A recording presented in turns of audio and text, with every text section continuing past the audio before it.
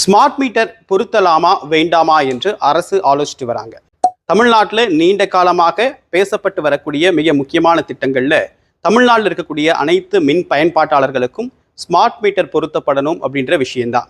இப்போ தமிழ்நாட்டில் 3 கோடிக்கும் அதிகமான மின் நுகர்வோர் இருக்காங்க. அதில் பெரும்பாலும் 2,5 கோடி பயனாளர்கள் யார் அப்படின்னா வீட்டு உபயோகம், அதாவது வீட்டு தேவைக்காக மின்சாரத்தை பயன்படுத்தக்கூடியவர்கள் தான். மீதி எல்லாமே கமர்ஷியல், தொழிற்சாலை அப்படின்ற வெவ்வேறு பேராமீட்டர்ஸ் கீழே வர்றவங்க.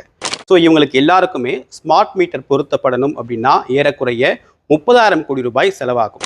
இந்த 30,000 கோடி ரூபாய் அப்படின்றத பிரித்து பார்த்தோம் அப்படின்னா ஒரு ஸ்மார்ட் மீட்டருடைய விலை 10,000 ரூபாய் வருது. இது எத்தனை வருஷத்திற்கு அந்த ஸ்மார்ட் மீட்டர் டெக்னாலஜி இருக்கும், அதாவது இப்போ பொருத்துறோம் அப்படின்னா இன்னும் 15-20 ஆண்டுகள் வரைக்கும் நமக்கு தாக்கு பிடிக்குமா, அல்லது இன்னும் 10 ஆண்டுகளில் அந்த தொழில்நுட்பம் முற்றிலுமாக மாறி இதை விட மாடர்னான ஒரு டெக்னாலஜி வந்தால் இந்த 30,000 கோடி ரூபாய் என்ன ஆகுறது அப்படின்றது தான் அரசு இப்போ யோசித்து வரக்கூடிய முக்கியமான விஷயமா இருக்குது.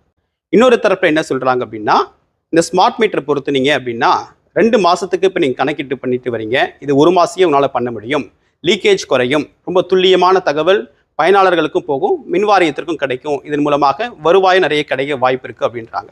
இதே யூனியன் தரப்பில், அதாவது மின்வாரிய ஊழியர்கள் தரப்பில் என்ன சொல்கிறாங்கன்னா, இந்த ஸ்மார்ட் மீட்டர்ஸ் பொறுத்துட்டீங்க அப்படின்னா வேலை வாய்ப்பு இன்னும் குறையும், பணியாளர்களுடைய எண்ணிக்கை இன்னும் குறைய வாய்ப்பு இருக்குது. ஆனால் அதே நேரத்தில் இந்த 30,000 கோடி ரூபாய் நீங்கள் முதலீடு பண்ணிட்டு கிடைக்கக்கூடிய லாபம் ரொம்ப குறைவாக இருக்குது அப்படின்றது அவங்களுடைய வாதமாக இருக்குது. ஸோ இந்த 2 விஷயத்தையும் இப்போ அரசு ஆலோசிச்சுட்டு இருக்காங்க. ஸ்மார்ட் மீட்டர் திட்டம் பொறுத்துறது மூலமாக என்ன லாபம் கிடைக்கும் அப்படின்றத தெரிஞ்சுக்கிறதுக்காக சோதனை முறையில் இப்போ அரசு அலுவலகங்களில் மட்டும்தான் பொருத்தி இருக்காங்க. இது எந்தளவுக்கு பயன் தரப்போகுது அப்படின்றது முக்கியமான விஷயமா இருக்குது. இதன் அடிப்படையில் தான் அரசு ஒரு கொள்கை முடிவு எடுக்கிறதா சொல்லியிருக்காங்க. இப்போ வரைக்கும் 30,000 கோடி ரூபாய் இன்வெஸ்ட் பண்ணுறது ஒரு பெரிய எஃபெக்டிவாக இருக்காது, அதை கைவிடலாம் அப்படின்ற ஒரு இறுதி முடிவை நோக்கி போயிருக்காங்க அப்படின்றது தான் ஒரு முதற்கட்ட தகவலாக இருக்குது.